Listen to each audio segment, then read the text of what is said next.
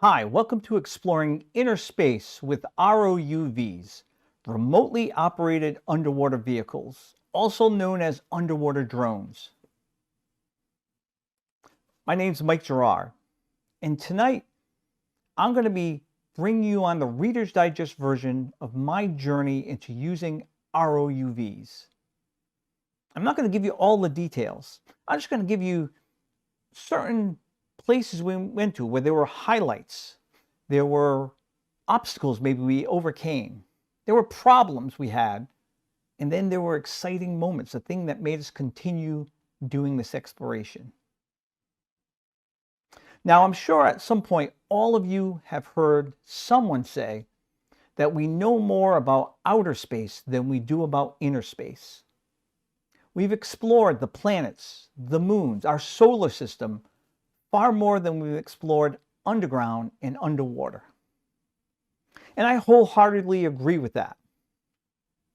And that's because when you're dealing with underground and underwater, there are a lot more obstacles, a lot more risks and dangers. And also, when you try to go deeper, further in these environments, those obstacles and dangers can increase exponentially rather quickly.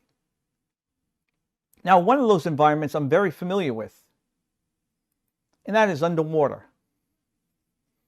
You see, I grew up in the ocean state, Rhode Island, and Narragansett Bay was my playground. I enjoyed exploring the life that lived underwater. To me, it was like an alien world. And the more I explored this space, the more I realized there's so much more that's exciting under there than just life. There's history. We have thousands of shipwrecks in Narragansett Bay, and some of them go back as far as the colonial period. I've had dreams about going back to it, going back and finding those shipwrecks and documenting them with modern technology. So in my youth, I pushed and pushed to get deeper and further into the bay until I hit a roadblock. I hit the point where I couldn't go any further, where it was too dangerous for me. And there I was, staring into that abyss. Beyond that point I could go, wondering what was out there, beyond my reach, what was waiting to be discovered. Now, eventually I went on to other kinds of exploring. One of them being caving. Now, I love caving. I find it just as exciting as exploring underwater. It's an amazing universe. But again, there are obstacles that will prevent you from getting further and deeper. I'm sure all of you have had experiences like that, and there's a variety of reasons why you can't push beyond a point. Well, the one that irked me most of all was that familiar nemesis, water. If I found myself in a cave with a flooded passage or an old colonial mine with the flooded winds, once again, there I would be staring into that abyss, wondering what was in there, what was beyond my reach, what kind of amazing geology was waiting to be discovered, what kind of amazing history was just around the next corner beyond a breath. And at first, this frustrated me.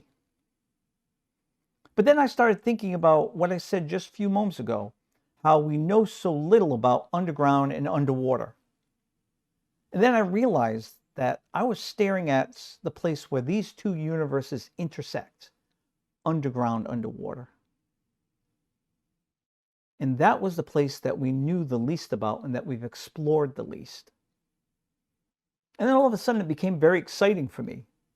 To me, it was like a new frontier. I heard the call of the sirens to go explore it.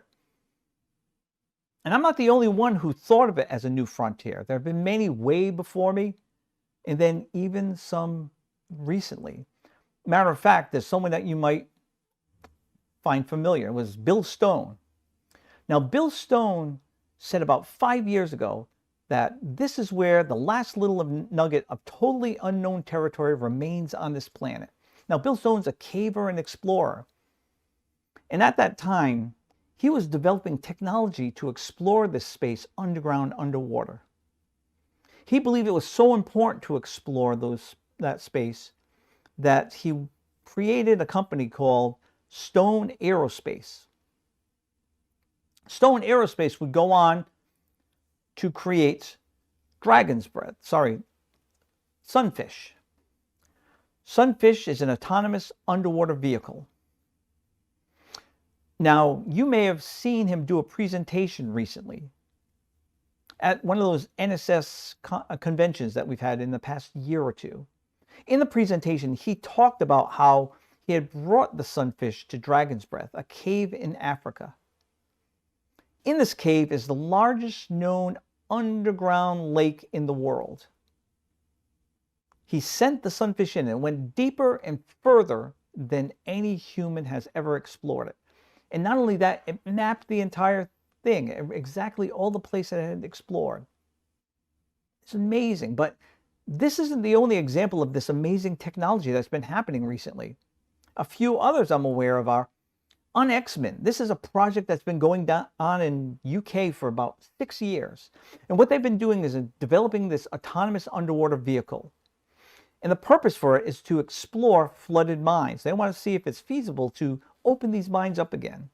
Now, their AUV can do everything the sunfish can do, and also it can do specular scanning of minerals. And then I'm sure you all have heard about how they just recently found Endurance, Shackleton's lost ship in Antarctica. They found it with an ROUV that was designed and built by Saab. It went down over 10,000 feet in the Arctic Ocean, I should say the Antarctic Ocean, and found the ship. It's an amazing accomplishment. But these aren't the only ones. There's many others that have been happening recently. And you might wonder, why is it suddenly we have this big boom of underwater or underwater discoveries and development of technology? Well, if you go back to the 50s, the 60s, and 70s, there really weren't many underwater robots in existence. In the 80s, I think there were only 600 or 700 of them in the entire world. That's not a lot when you consider how much water we have to explore. In the 90s, it didn't get much better. But in 2000, something happened. Suddenly, companies or organizations that were doing scientific research started to invest lots of money, and so did commercial businesses, trillions of dollars into the development of this technology to go underwater. Suddenly, development of this underwater technology took off at the speed of light.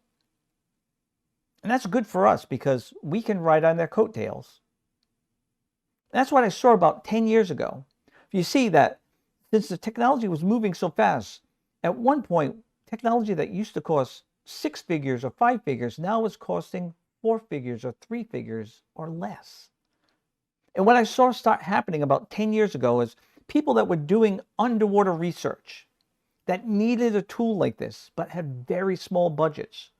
What they started to do is their own DIY ROUVs. And when I saw that, I started thinking back to my plans for the project to document the shipwrecks in the bay. So I reached out to that community and I asked them for help. I told them about my project. I gave them ideas of what I wanted to do, and they shared their plans, their code.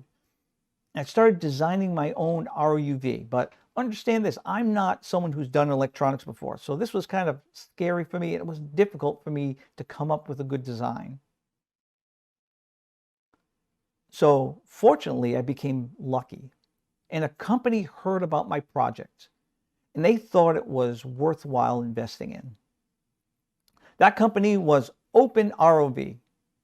Now, OpenROV, we're creating this ROV that was small and inexpensive for research projects that were doing exploration underwater that needed a tool like this but couldn't afford it. They had very small budgets. So they designed this OpenROV 2.8. And it would cost them about $500-600 or so. Now, I know it looks like a little toy, but don't let that fool you. It's no bigger than a bread box. But this ROUV is incredibly powerful. It can go 328 feet, 100 meters underwater. It has a 720p camera. It has scaling lasers, 200 lumen of lights. It has 2 hours of battery time. The cameras can tilt up and down, so it can look around. And on top of that, it had a port for payloads, sensors, sample collectors, claws, whatever you wanted to control from the surface remotely, you could attach to it. It was an amazing accomplishment. And thankfully, because of a grant from the Gordon and Betty Moore Foundation, they were able to give me one of their kits. Now, what was scary about this for me is that I had to build it myself, and I've never done something like that before. I'm not familiar with electronics. But fortunately, my father-in-law, Richard Gallo, was a retired engineer. So for about 2 months, him and I worked on building this ROUV. And when it was done, I found that I probably could have done it myself. And I think that any of you here could have done it too. Well, as soon as I had it built, I took it out to the bay and I began exploring. And it was amazing. This area, before I was not allowed to trespass. Now here I was doing what I wanted to do, going down and seeing shipwrecks and documenting them. And on top of that, I experienced what I call coincidental reward. I started seeing the strange life that lived in and around the shipwreck. Some I was familiar with and others I wasn't. It was an amazing sight to see. But there was kind of a problem with doing this exploring, because I'm sure you notice in this picture you're looking at right now, the water's very cloudy. This isn't like when you see those films on TV where people are out in the tropics and the scuba diving and the water looks so incredibly clear, so far further than anyone needs to see underwater. That's not the way it is in the Northeast. What you're looking at right now is a good day. On a bad day, having 5 feet or 3 feet of visibility is not surprising. Some days you may only have a foot of visibility. And because of this and other factors, my time I could go out into the bay and explore was very limited each year. So with this great tool in my hands, I was bothered by the fact that I couldn't use it as much as I wanted to. So I started thinking of other ways to apply this tool. And suddenly I started thinking about underwater, about those times I came face to face with those flooded passages and flooded winds. Maybe this tool could also work in that environment. So I sent out word to the local caving community. I asked if anyone had any ideas of somewhere I could bring the 2.8s to do some exploring, preferably somewhere where no one has ever been in before, and something that isn't too high of a risk. I didn't want to lose the 2.8 my first time out underground. Well, the first person that gave me an option that I thought was fitting was Mike Sandone. Now, Mike Sandone is a caver, but before that, he had begun exploring old mines, old colonial mines in the Northeast. He has a goal to find the oldest lost mines on the American continent. And what he does is he locates them, opens up their adits again, and then goes in and documents them. He makes small documentaries on them. Amazing work. If you haven't seen any of his, I suggest you do. He actually contributed some work to the NSS conventions for the video salon. So you may have seen some of his pieces he's done on caving. Well, I was working with him on a project to dig open an old cave.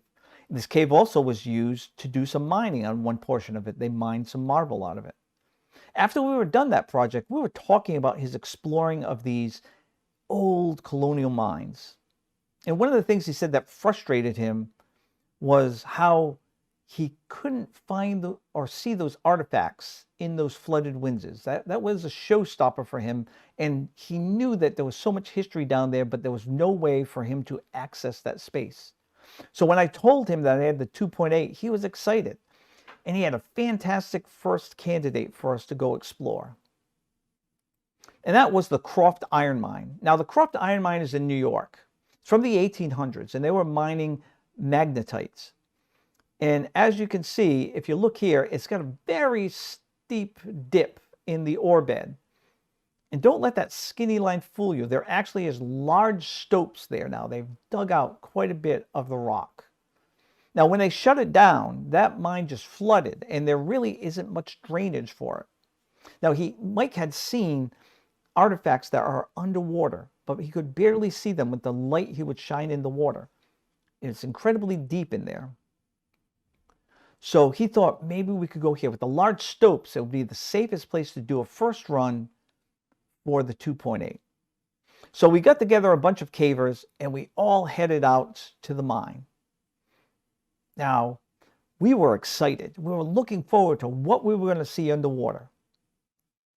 But our excitement was met by disappointment immediately, because we dropped the 2.8 in the water and it sunk to the bottom. We did it over and over, each time trying to examine the 2.8, figuring out why it wasn't working. But every time it sunk to the bottom. Now, we did see some things. As it would be dropping to the bottom, we could see what it would pass by. And the most interesting thing we saw is what it landed on the last time.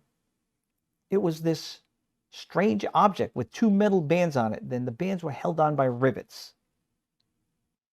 Now, we're not sure what it is, but some people suspected that it was an ore cart. If that's true, that's a great artifact to find in a mine like this. Someone even joked, though, that it was a treasure chest. Nonetheless, our mission did not work out as well as we expected. And though we went home disappointed, we were still excited about the idea of using this tool. We saw what potential it could have. So I spent the next week trying to figure out what was wrong with the 2.8. I had tested it before we left. The week before we went to the mine, it was working fine. Eventually, I figured out what was wrong. There's nothing wrong with the 2.8. It was me. Because if you remember, all the work I had been doing previous to that was in Narragansett Bay, a saltwater body. And now we're trying to bring the ROV into a mine that was flooded with rainwater. In salt water, you gain buoyancy. So I added weights to the ROV so that it would get to neutral buoyancy. But when I brought it to fresh water, I forgot to take them off. Once I told Sandone this, we made plans to visit the mine again in the fall. But fortunately, before we even had gone to the Croft Iron Mine, I already had realized that we needed to step up the quality of our gear. And I ordered an upgrade in ROUV. And it came in just before we were going to go to the Croft Mine. What I got was the Open ROV Trident. Now, the Trident was a great upgrade. Now, the first thing that was fantastic about it is I didn't have to build it. On top of that, now it had 720 lumen of light rather than the 200 from the 2.8s. It had a 1080p camera. It had more powerful motors. The maneuverability was much better. The tether for this was Kevlar line to reinforce it. Also, it had 3 hours of battery time, and you could operate it from any kind of device that would support an Android operating system. And this gaming unit here, this gaming pad with joysticks built into it, was perfect. Small, easy to get in and out of something like a cave or a mine. And last of all, you could use heads-up displays in it.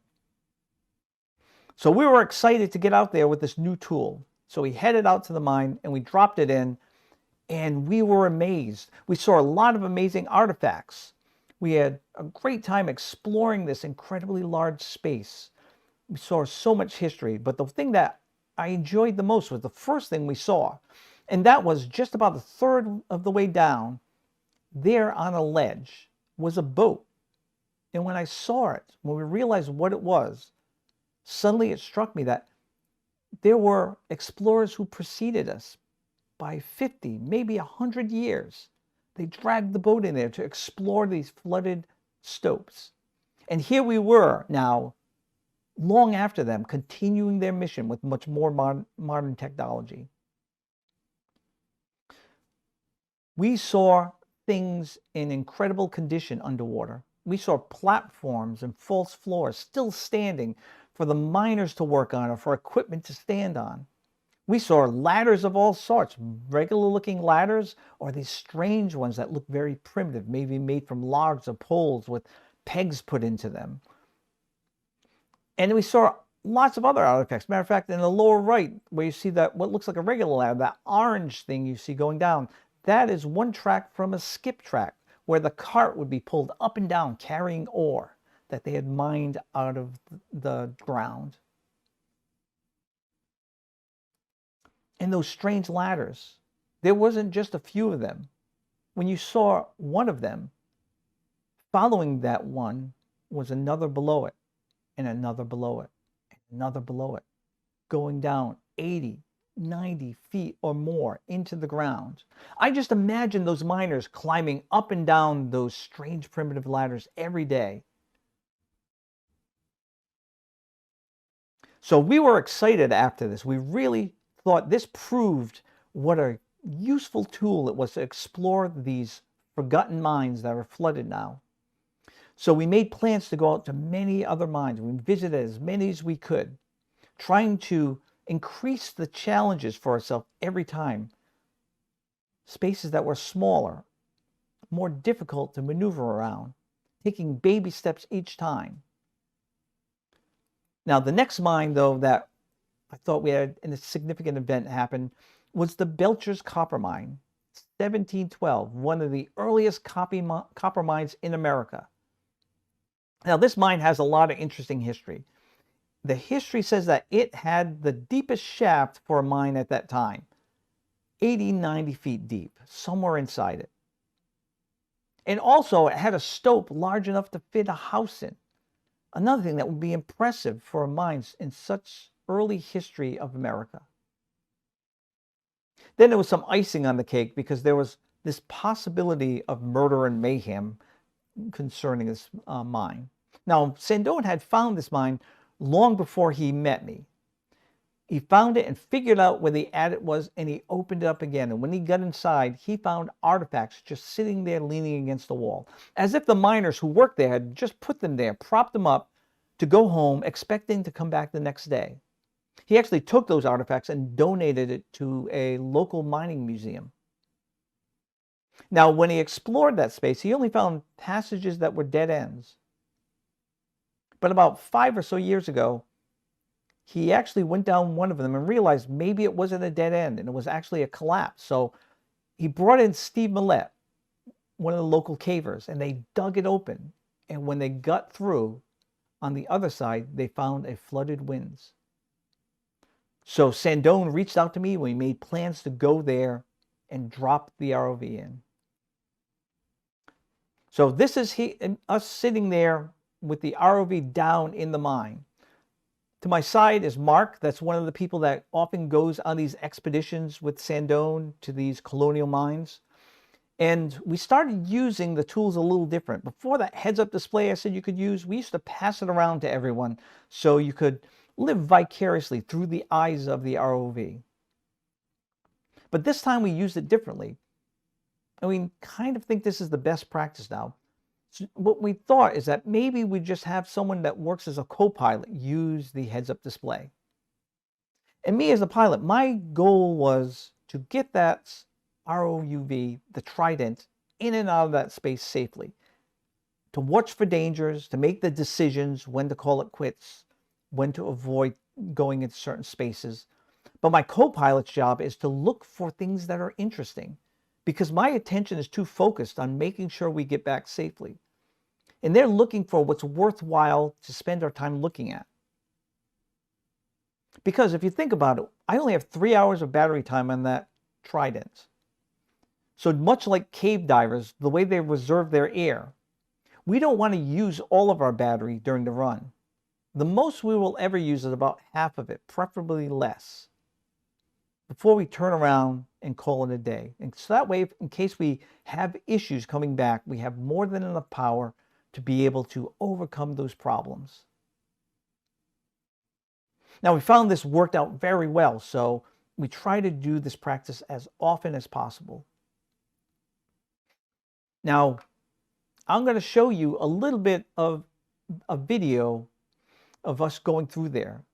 We got probably about an hour and a half of video, but I'm going to give you about a minute of it. And I'm going to kind of narrate it a little bit because I want you to understand what it felt like for us as we were exploring the space. Now, this was a challenging space because it was not like the large stopes of the Croft mine. We started to get into much narrower passages that were long, and corners we had to turn and drops we had to go through.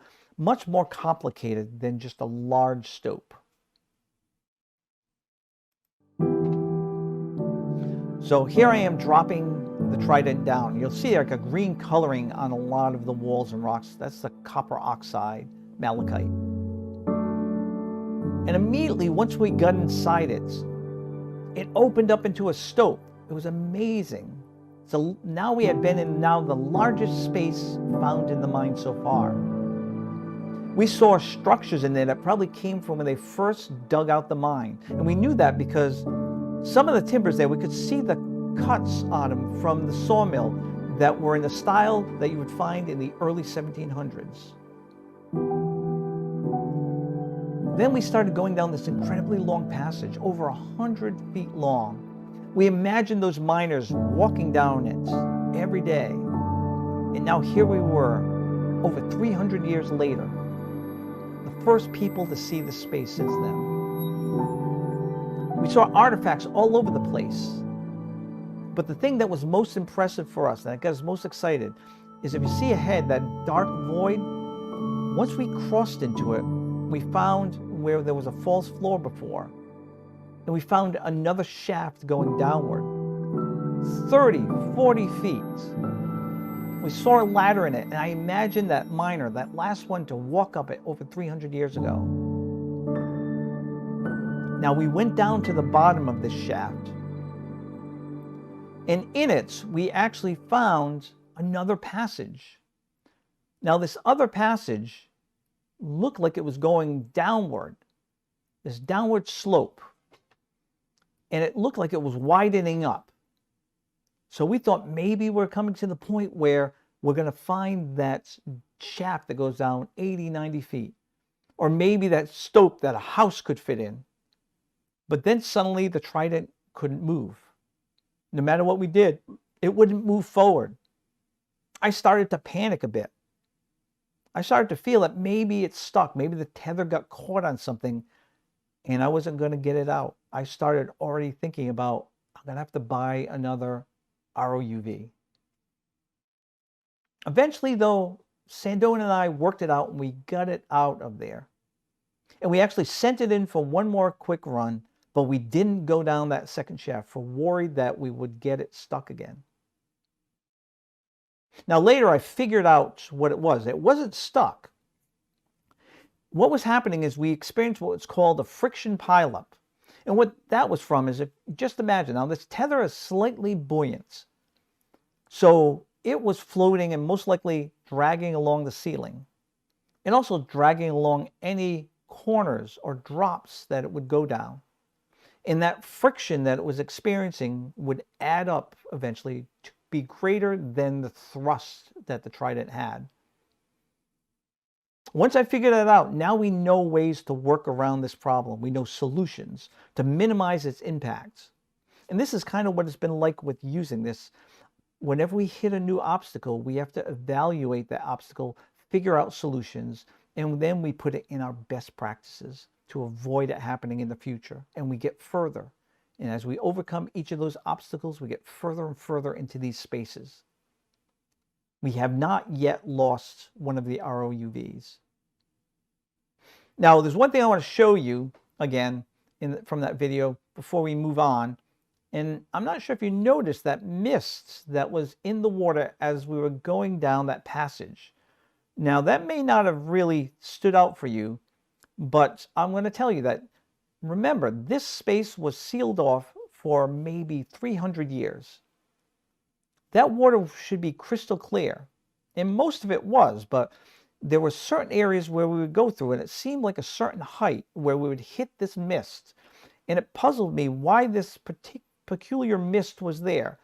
What it reminded me was of those haloclines. If you're not familiar with what that is, that's when people that do cave diving go into those caves where one end is in salt water and the other end is in fresh water, where the salt and fresh water, come to connect. They don't mix. One sits on top of the other, and you experience the halocline. If you have never seen it, I would suggest go on YouTube, look it up, see what it's like. It's amazing. Well, what I think we were experiencing here, I think just recently I figured out what it is we were experiencing something that's just like a halocline, but it's called a chemocline. Now, what a chemocline is when you have highly deoxygenated water, which is what you would find in this particular mine. Because remember, again, it's been sealed off for hundreds of years, and all that oxygen has escaped from it. And then you have a little bit of seepage that's coming in from rainfall through the soil, coming into just a little bit on top of this water. And where that highly oxygenated water that's coming in comes in contact with that deoxygenated water, there's where you get the chemocline. I actually recently seen video footage of chemoclines that are about 6 inches thick. It looks like a cloud you're passing through, like you're in a plane. It's amazing to see. Now I'm going to go back, hopefully, and confirm that that is exactly what we're seeing, but I'm pretty confident at this point. And that's what it's like doing this kind of exploring. We continually discover things, even on past missions. We're always reevaluating the stuff that we've seen before, trying to get answers for those expeditions. Now, one other thing I really enjoyed about this space was that, was that at that passage we saw going downward, at the top of the ceiling, at the arch of the ceiling, we saw there this thick band of malachite, that copper ore that these miners were following, what excited them. And now here we were, long after them, getting just as excited for different reasons, seeing that malachite. Well, after this run, we were really charged. We started to feel that this was the best decision we made, bringing these ROUVs underground. We were starting to see so much history and see amazing things in these spaces that we never imagined we would.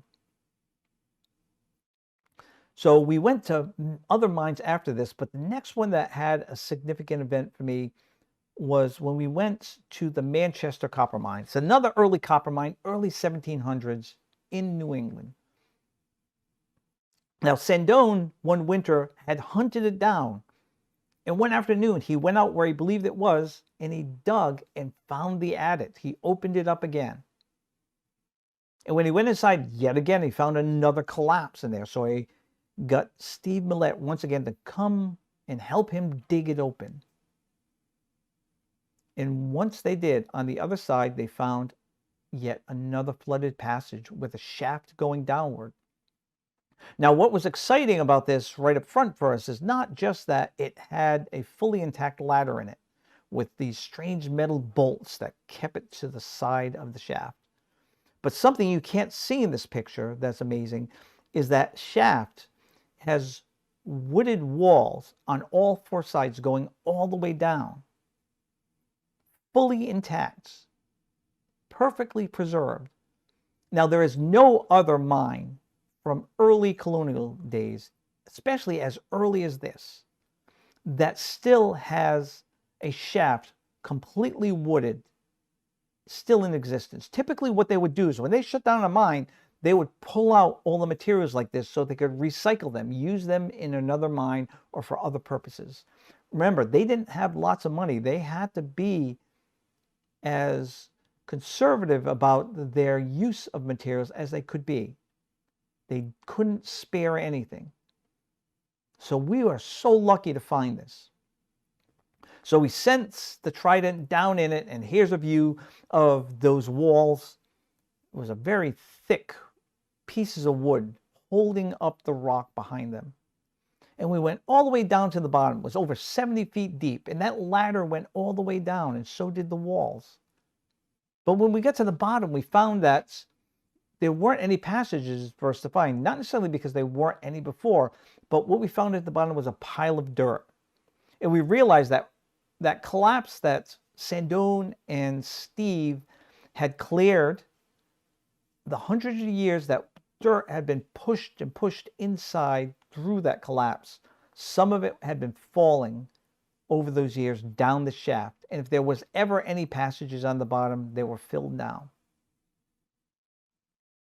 So now that what we were looking for was not there, we had to do something with our time. We had an hour and a half to explore with the trident. So we started looking around the wooded shaft. And one thing that caught our eye on the way down was in one of those corners of this wooded shaft, there was a beam, an incredibly large beam. It looked like it was as thick as a railroad tie. And we were wondering, why would you ever put a beam like that inside a structure like this, and only one in one single corner? So we took a closer look at it. And we found that one of the beams, we could see a seam. I should say, where we looked on the beam, we could see a seam. And we also saw what looked like nails. We went all the way to the bottom and we looked up and we saw, just as we suspected now, it was hollow. It wasn't a beam. It was like a box, a long wooden box. And as we went up to examine it further and further, we found that it was more than one, because we found where two of them were joined together in several places. And what they did is they shaved the outside of one and the inside of the other so they could wedge them together. Now, Sandone, when he saw this, suddenly realized what we must be looking at. What that was is a wooden air duct. Now, this was not a normal practice at the time. In Europe, they'd be using metal pipes to do air ducts to push fresh air down to the miners. But we realized that when you're talking about early colonial America, they couldn't afford that. That would be far too expensive. So they had to use what resources they had, the ones that were plentiful, and wood was one of those. And we don't know of any history books or any documentation from the past, any kind of research in early colonial mines that shows they were doing this. So we may be opening up a new chapter in the technologies they used at the time. We're still trying to confirm that. But right now, we still have not been able to find anyone else who's ever pointed this out. Now, what made this discovery, significant for me is that it made me realize that we needed to expand our thinking about when we explore these places. Because our goals always have been to go find what we expect, to go look for those things we know about. Which means we may have overlooked a lot of things that were right in front of us that may be more interesting. And that we should spend more time looking at all those other things in these spaces rather than focusing on the familiar. But the great thing about doing this exploring is we document every single one with video. So we can go back again and relive the experience and take a closer look somewhat of some of those things we see in those spaces. And I did exactly that. I went back and looked at other expeditions we had done in different mines. And when I did, I found that in Belcher's copper mine, there was one of those air ducts. I had seen it and it looked odd to me, but I didn't really take the time to try to figure out what it was. And then just within the past year or two, Sandone has found another one. He was opening up the adits of an old Revolutionary War mine. They were mining out lead to make bullets. And there he found another wooden air duct, fully intact. So we are rewriting the pages of the technologies used during colonial period for mining. So this was really exciting for us. A lot of things like that happen often when we're out. There's these great discoveries, and we realized more and more that these spaces we were going into, since no one's ever been there before, they're treasure troves of things to discover. Every time we'd go into one, no matter what we were looking for, even if we found what we expected, something else exciting would come within our sights. So eventually I realized we need to upgrade our ROUV. Now the 2.8 and the Trident are still very worthwhile ROUVs. I still have them. The Trident I've used often as a backup ROUV. I even used it once because of having a problem with the V6 I have now. So they're both of value still. So don't get the idea you have to get these upgrades. It's just that we thought for what we're doing, it was worth the investment.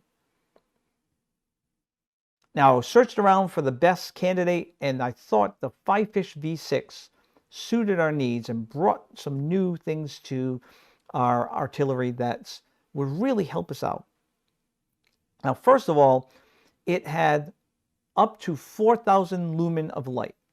That was an incredible leap from the 720 lumen of the Trident. Also, its camera was up to 4K, far better than 1080p. It could also do 12 megapixel still photography. And it had controls, much like you have in your DSLR, setting the aperture and the ISO. So we could customize the settings for the environments we're exploring. Now, all of these things were fantastic. And also I added another hour to battery time, 4 hours of battery time now. And it had that Kevlar reinforced tether, just like the Trident. Now, these are all fantastic things.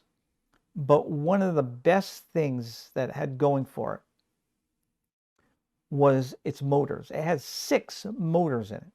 And unlike the Trident and the 2.8, its motors are always running. Because you see with the Trident and 2.8, it's like when you're driving a remote control car. When you accelerate, your motor gives your wheels thrust for the remote control car. When you let go of the accelerator, your remote control car's wheels no longer are spinning, but the inertia makes it roll a little bit. That's kind of how the 2.8 and the Trident works. You thrust, the motors pushed it. When you stop thrusting, the motor stopped. But being in water, more significantly, the inertia would carry it on for a while. So there was a lot of work managing the Trident or the 2.8, making sure it didn't bump into things, that it stayed looking at what you want to see, that it didn't kick up silts. There's a lot of managing of those motors. But with these motors, these 6, they were always on. They were always spinning, much like a quadcopter. And the purpose of those motors was to balance it, to keep them balanced so your ROUV would stay in one spot, just like a quadcopter. Then when you thrust it, it would thrust the motors that it needed to go in the direction you want, because these motors are all pointing in different directions, actually by sets. 3 different directions for sets of 2. So if you thrust it, it may move, let's say forward, but then when you stop thrusting, it stops. Almost on a dime. Going backwards, same thing. Stops, almost on a dime. Also, the ability of maneuvering with these 6 motors was fantastic. It gave you 360 degrees of freedom. You could twist down, twist up. You could spin it. You could go sideways, forward, backwards, up, down. You could rotate it. And you could hold those positions. I could point it downward and then thrust forward while looking down, locking it in that position and locking it at that depth. I could look up and do the same, or look at a wall and thrust sideways. And it would lock on it. I could orbit around something and look at it, and it would stay at that depth and stay focused looking at that point. This gave us some incredible abilities, not only for cinematography, but also for maneuvering. And some of the environments we wanted to explore could be very challenging. So with this new tool, we headed out to a mine in New York called the Stewart Mine, or the Sunk Iron Mine. Now this mine is incredible. It's 300 plus feet deep. It's over 1,000 feet long across that hillside. There's only a few entrances from way up here. It's not open to the sun. It is an enclosed mine. And in it is shafts, many shafts going downward, and then many passages and stopes going across.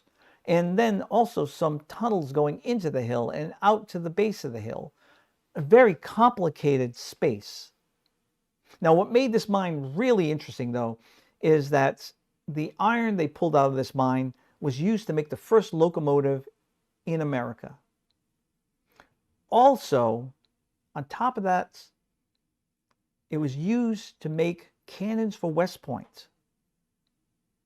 But my favorite thing about it was that late in its history, it was failing. It was losing money. So a famous inventor came in and leased it for a while and took it from a failing mine to a profitable mine once more. That was Alexander Graham Bell. He had come up with an invention that was able to sort the ore far better, separating the good ore from the junk ore. He also visited the mine on one or more occasions. So I felt honored that I was treading on the ground that Alexander Graham Bell once had been, to bring one of his inventions that no one really knows about. So we headed out to the mine. There's Mike Sandone, Mike Hetman. He's another person that specializes in exploring mines, very knowledgeable concerning them, and often goes out with Sandone. And Sandone there is dropping the ropes in so we can get inside the mine. Once we were inside the mine, I dropped the V6 in one of those shafts. Now, this picture you see here isn't the shaft I dropped it in. I actually dropped it in one far behind where Mr. Sandone was standing at that time. He was just taking a picture as it passed from a tunnel through that shaft he was standing there, because all these shafts and passages interconnect. Now, it's a very complicated space under there. Matter of fact, not only because of having so many passages and shafts, but also because there's so much structures still in that space. Some still standing, some collapsed. You have to be very careful, because since we're the first people to tread in these waters, we don't know what's stable and what's ready to fall. Now, what you're looking at now is about 70 plus feet deep. This space I'm going through actually isn't that challenging. That's a lot of space for me to get through. But I'm going to show you a video in a second to show you why the V6 really upped our game for exploring. I'm going to show you how I got through a very tight passage of a collapse, and how I was able to use that maneuverability where I can do twists and turns, thrusts forward, all just little tiny movements, almost stopping on a dime, evaluating the space and then working my way through this very small space and not bumping into anything.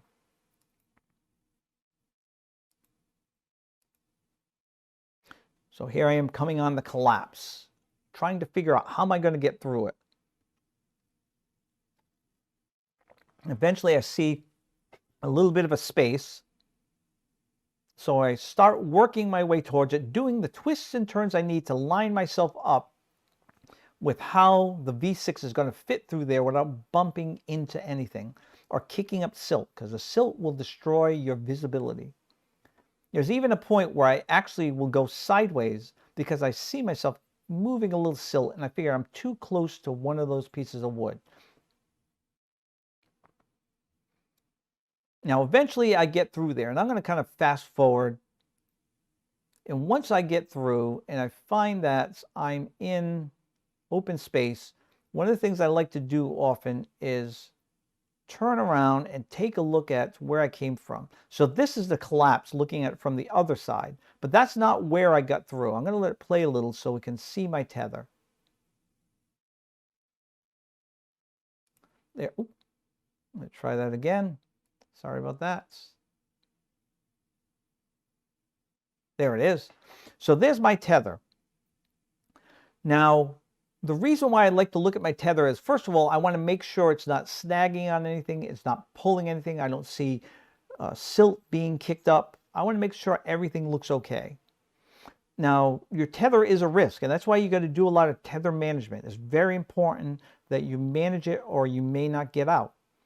But also, it's your best friend, because much like with cave divers, they leave that line they have to follow out. That's what I use to get my way out. I follow my tether back while I have my co-pilot or someone else that's there to help us bring back the tether, manage it for me, ever so slightly slower than I'm going. We don't want it to pull the V6. We want it to just be picking up the slack, because you can't leave it back there. If you do, then it may get caught on something and cause that collapse, or get twisted and stuck on something. Now, it sounds very risky, but trust me, once you've gotten used to practicing this and you have people working with you that are familiar with doing it, you do it over and over, you get good at it, and it's not that hard, but it's important you develop that skill. So piloting isn't just the only thing that's important. It's your tether management that's just as important. Now, eventually we went in there and did some exploring. I think we got down to about maybe 90 feet or more, and we barely had seen what's hidden in that space. We hope to go back. We're sure there's lots of other artifacts in there, and we're excited and looking forward to seeing what we can find. This is going to take many years of exploring to really see this space. There's far too much space for us to explore in one visit. Now, the last mine I really want to talk about, something significant happening at, is the 10 Tiasque lead mine. It was opened in the mid 1600s. I think actually it really was 1644, but that's probably when it was bought, and didn't start till after that. Now, the person that bought the land from the Native Americans who had been using it or mining from it already is John Winthrop Jr., the son of the first governor of Massachusetts. Now, this isn't lead like the lead for bullets. This is graphite. And the Native Americans had been mining it so they could make paints and things. But what John Winthrop Jr. was doing with it is he was mining it so they could send it to companies in Boston that were making crucibles for smelting of metals. Now, another thing that was really interesting about this mine's history that I liked was there was another man who eventually worked on this mine. That was Captain Joseph Dixon. And his family, after this mine, would invent this tool that would be incredible. So incredible that we still use it today. And I'm sure that all of you have used it at some point today. Now, the company they created to produce this thing is still in existence today and has the same name. It's Dixon Ticonderoga. And if you don't recognize that, that is the company that makes wooden pencils, or maybe specifically number 2 pencil. That's what they invented back then, the first wooden pencils. So I was excited about being in this mine that's so old, and one of the oldest in New England, not the oldest, but close to it, but connected also to such a great invention. So Mike and I knew about this long before we met each other. We were both aware of it. And we knew about this passage. You could get down to see the flooded portion of it. So we went there and we dropped the V6 in. And right there, you could see, looking down, artifacts of all sorts. We went in and explored it. We saw platforms. We saw ladders. We saw trapdoors. We saw spools for winding up, cabling that was hoisting, I'm sure, ore in that. It was amazing to see so much in there, so well preserved. But then we came on something we didn't expect. Something strange. Something that went even beyond our expectations, more than the air ducts and other things we've stumbled on. Something that wasn't even a historical thing. And it really showed us we have to open up our minds even more about what kind of amazing things we're going to find in these underground universes, these strange worlds. What we found when Mike saw it, he actually, at one point, I believe he said, it looks so alien. And I agreed with him. So I'm going to show you a little bit of video. In it, you're going to see some of the wooden structures we saw, perfectly preserved. But we were more amazed at this other thing we saw.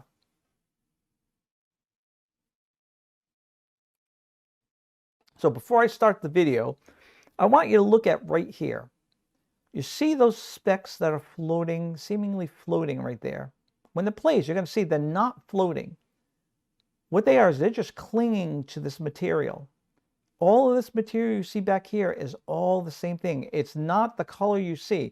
That color you're seeing on it is actually just, silts, dirt, or organic materials like leaves that gets in through that shaft that we came in and breaks down and covers everything. Matter of fact, you can see it here covering the rock face. You can see some of it covering this beam back here. So this is not the color of what we're looking at, this weird organic material. It is 100% transparent. What you're seeing here is bioslime. Now, bioslime is an amazing thing, and there's some scientists who are spending their careers researching it right now. Matter of fact, one you may have heard of is Penny Boston.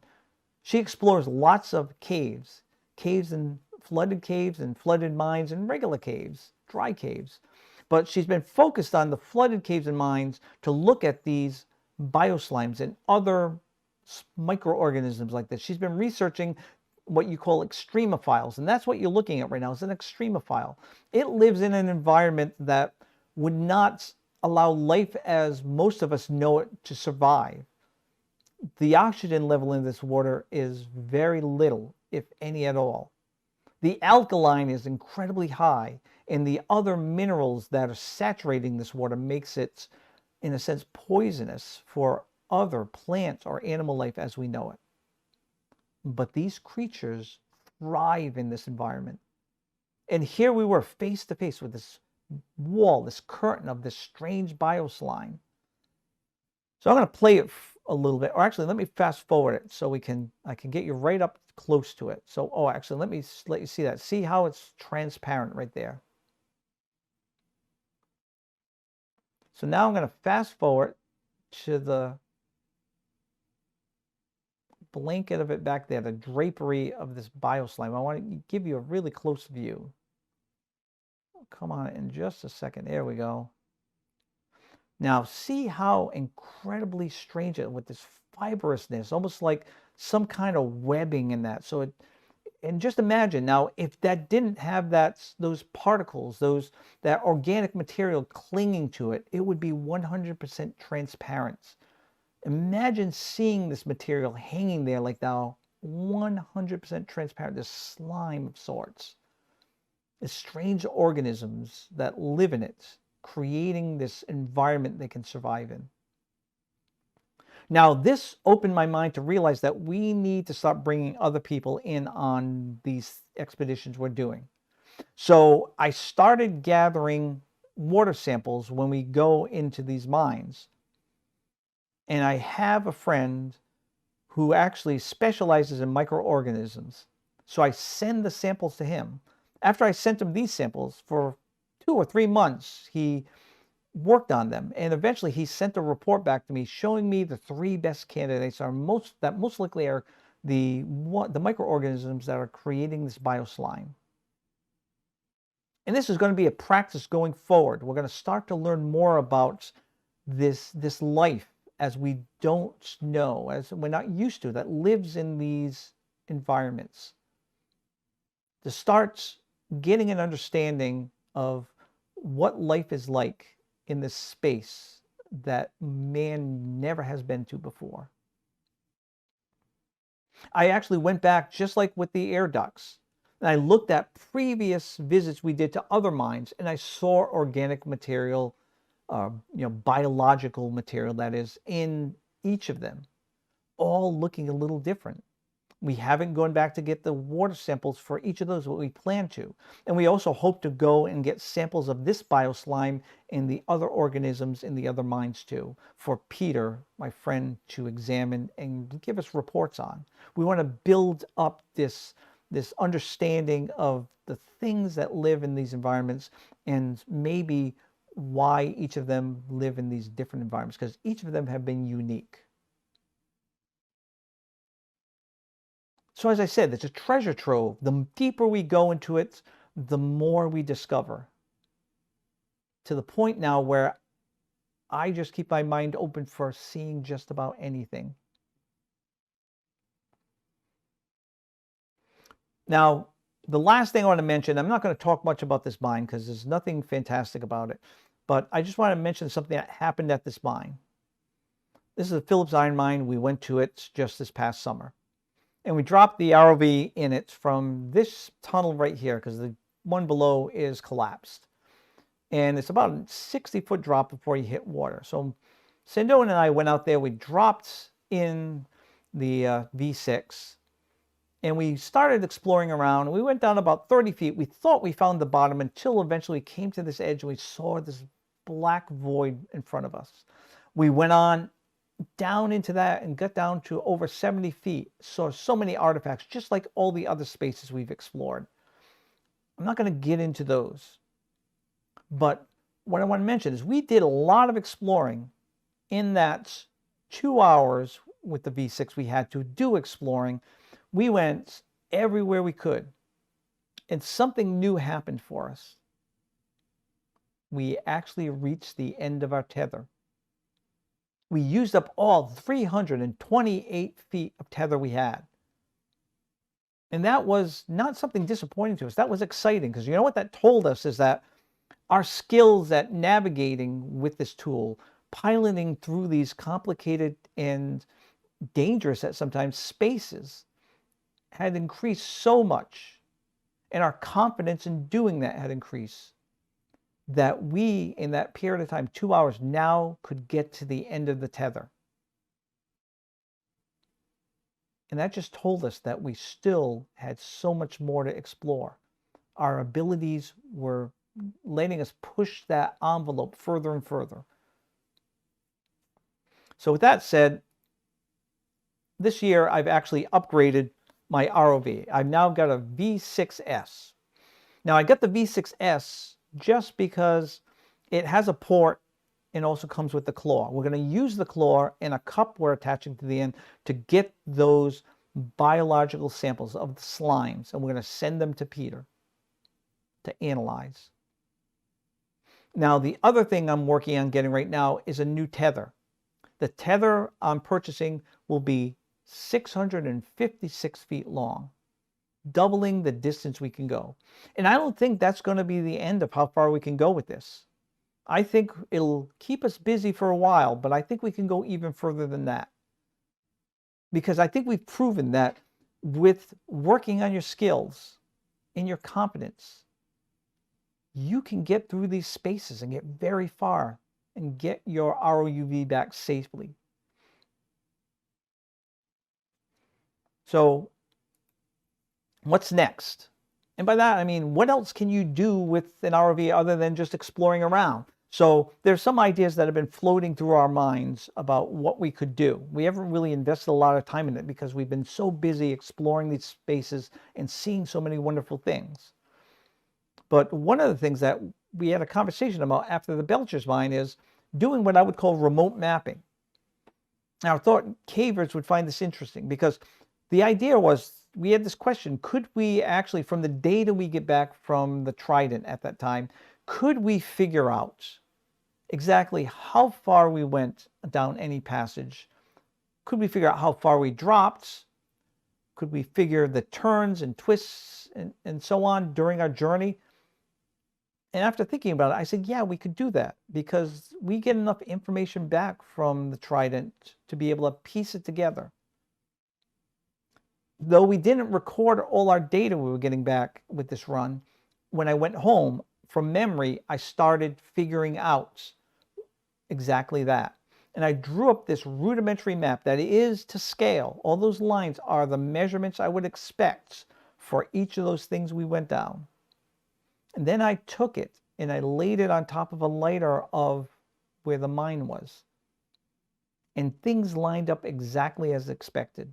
So I think we could do it. I think we could do these rudimentary maps of these underground spaces where no human has ever been before, or in some cases has been, but not for hundreds of years. The next thing that I thought about was photogrammetry. If you're not familiar with it, it's doing 3D models with photography. Now, when I first got the 2.8, I was still talking with the community of other people out there working with their DIY ROUVs or even the 2.8 themselves. And we talked about, would it be possible to do underwater photogrammetry? And all of us began working on a project together, trying experiments, trying to figure out the best practices and best software to use, preferably cheap or free, because we're looking at something for people who have low budgets for their research to use. Eventually, with all the material we came up with, one of the people involved in it put it all together in a paper, and we published it. And in it, it explained exactly how you can do fantastic photogrammetry underwater with these great small DIY ROUVs. Now, some people went on to use it to document things that they were researching, like coral reefs. They did 3D models of them. I did it for what I was looking at, shipwrecks. And this is one of those shipwrecks, one of the first shipwrecks I did a 3D model of using the 2.8s. And I was impressed with the quality we could get using a free tool and a simple but powerful small ROUV. So I started thinking, could we do this with underwater to map out these passages we went through? But there's a problem. When you're dealing with underwater, we don't have any natural light there. You just have the lights on your ROUV. And light is very important to be able to get the right photographs you need for this. So I have experimented with some cheap footage I got of some spaces and gotten some pretty good results, but not perfect. I think if we're going to do this modeling underground, you got to put your focus on to getting just the right images for it. So I'm going to work on getting what are the best practices to make that as simple and as quick as possible to accomplish the goal. But to show you what it could be like, I took a piece of footage that Sandone had done of the adits of the Belcher's mine. Something he did with just the intention of using for his documentaries, not for me to use. I thought it was a good piece of video. I chopped it up, I picked out the best frames from it, and I processed it. And this is what I came up with. I'm going to fast forward this to the exterior of the model and to show you that yes, we can make 3D models of these spaces. And if you have to make it in small parts, the software allows you to put them all together after. So with the remote mapping and the photogrammetry, yeah, we could make some pretty incredible 3D model maps of these underground spaces. And there's so many more things I'm sure we can do with it. Just like when I was working with the community of people doing DIY ROVs in the beginning, we had lots of ideas we worked on together and came up with some fantastic things. And I think the more we get people doing this underground exploring, I think we're going to see the same thing happen. And then I think we're going to really take off with doing this exploring. So the last thing I want to say here is that this underwater space we have is an incredible environment. It is a treasure trove of things to be found. Geology, archaeology, mineralogy, biology, and who knows what else. There is so much to be seen there, and we barely have any people in the world exploring these spaces. I know we have cave divers, but understand that the places where these cave divers go, sometimes some of them that they may want to go into or people want to explore are too dangerous for even them, or they can't get into those spaces because they're too small. And on top of that, there's not enough cave divers in the world to explore all those spaces that are out there to explore. So we have this environment that's rich with things to be discovered. And I think now we're in the golden age of doing exploration in general, but especially underground and underwater. And people have barely done exploring there. So now's the time to get involved. Because who would you rather be? The ones to be there first, to see those fantastic things and make those great discoveries? Or the person that follows behind them? I think being the first one there is going to be the most exciting thing. To be the first to see things that maybe no one ever realized existed in those spaces we go into. And now you can do it. You don't have to get a V6 to do it. You can now do a DIY ROUV for about 200 bucks. You can get some for 500 bucks. Whatever your budget is, there is one out there that will suit your needs and allow you to open up a window into this unknown and shed some light in these dark corners that have never seen the light of day before. Now, if you're interested in seeing more of Mike Sandone's work, you want to see some of the documentaries he's done, check out his work on YouTube. If you missed the ones he had put in the NSS video salons, you can see those that he contributed on YouTube and many others. He's done some for caves and some for mines and some other things, but mostly focusing on mines. It's under the title Mines and Mysteries, or you can look him up as Mike Sandone, Sandone, YouTube, and you'll see him show up. It's a lot of great videos, and some of them you'll see some of the footage we've gotten with exploring these underground underwater spaces. But trust me when I tell you that what little you see there on YouTube is only a drop in the bucket for how much footage we do have. We are adding mines we've explored faster than Mike can push them out in his documentaries. And we've already got 3 or 4 lined up this year, one of them this month. So keep your eye on it. There's a lot of great things to be shown, stuff I haven't even shown you tonight. I want to thank you for inviting me to do this presentation. And now, if you have any questions, I'd like it to open up for a Q&A.